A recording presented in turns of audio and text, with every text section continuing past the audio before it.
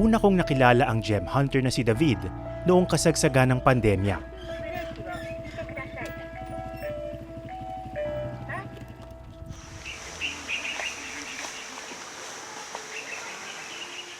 May dinayo kami sa Bulacan noon. Isang maruming ilog na malungkot mang sabihin, katulad lang ng marami pang ilog sa lalawigan at sa buong bansa. Sobrang dumi. Madumi, malumot, ganyan po. Pag po may sugat ka sa sa paa, tsak na mamamaga po, matetetano.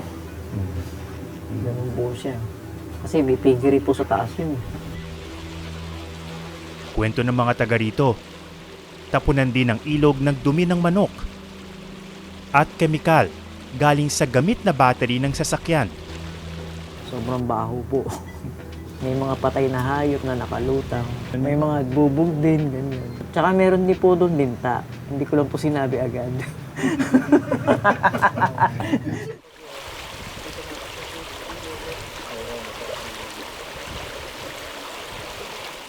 Mabuti na lang din at hindi agad sinabi ni David. Dahil tulad nila, kailangan din naming tumawid ng ilog. Ikaw mismo, hindi ka ba nagdadalawang isip o hindi ka ba nag-aalangan na lumusong doon sa gano'n? Ay, hindi po. Para sa pamilya ko po, gagawin ko lahat. Walang dalawang isip? Wala po. Kahit po maraming linta pa yan, wala ko pakialam doon. Basta sa pamilya ko po, mas importante po yun. Kapag nasa isang ilog ka, ano yung una mong pinupuntahan? Ano yung una mong tinitignan? Yung gravel bed po, yung mga bato sa gilid po. Tinitingnan ko po muna kung meron o wala para hindi po masayang yung effort ko na pumunta pa sa dako pa roon. Ito yung mga una nyo nakita? Opo, red jasper po. Yan po. Gemstone din po yan. Variety po siya ng parts. Impure nga lang po yung kulay, kaya hindi siya translucent.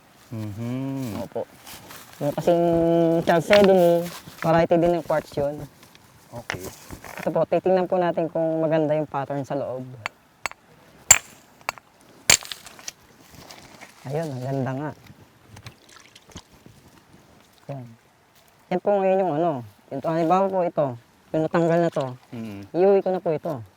Okay. Ikakat ko na siya. Gagawin na po siyang pendant. Paano mo nasabing maganda? Ano yung mga Yung batayan po, mo? yung may mga guhit na ganyan. Yan po yung mga cracks na nag-heal. Pinasok po siya ng agata. Yun yung cracks na nag-heal po tawagin. Yung agata ay isang uri din ng Mineral parang po. mineral din yun. Opo, mineral. High school graduate lamang si David. Pero pagdating sa mga bato at gemstones, nakabibilib ang kaalaman niya. Ang tawag po dito sa mga bato na to ay semi-precious gemstone. Batong hindi kamahalan. Kasi yung tinatawag naman po na precious gems, 4 lang po yun sa buong mundo. Number 1 po doon ay diamond, pangalawa ay sapphire, pangatlo ay ruby, at ang pang-4 po doon ay emerald. Ito pa ang ibang gemstones na nakita nila David. Ito po, petrified wood o fossilized wood. Oh. Opo, fossil po siya ng kahoy. Galing ano? Nakikita mo pa yung guhit-guhit ng Opo, yung kahoy. Opo. Mas makikita po natin siya kung ika-crack open po. Sige nga.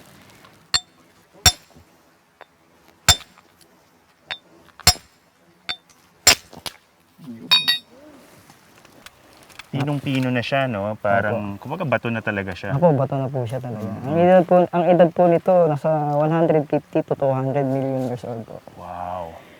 Panahon pa ng dinosaurs. Wow. Opo. Ang ang kapag yung mga hindi maalam sa ganyan, Opo, sabihin lang, dinadaan-daanan lang nila. Dinadaan-daanan, ginagawang pangkalso sa sasakyan, panlagay sa garden, ganyan, panlagay sa aquarium. Minsan nga po, nabubuli kami rito eh. Yung mga nandiyan sa taas. Oo. Sasabihan kami, oy mga adik, wala na ba kayo makain? Pati bato, kinukuha nyo na. Talaga, Opo. hindi nila alam. Hindi nila alam na may presyo to.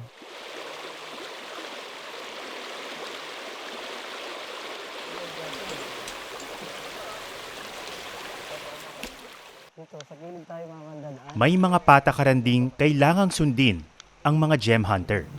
Huwag po kayong magdadala ng kahit anong klaseng panghukay. Halimbawa po pala, bareta, o kaya piko. Bawal po yun.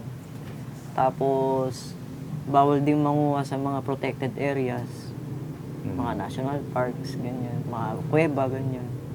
Bawal din kumuha ng mga stalactites, tsaka stalagmites. Maraming salamat sa panonood ng Eyewitness, mga kapuso. Anong masasabi niyo sa dokumentaryong ito?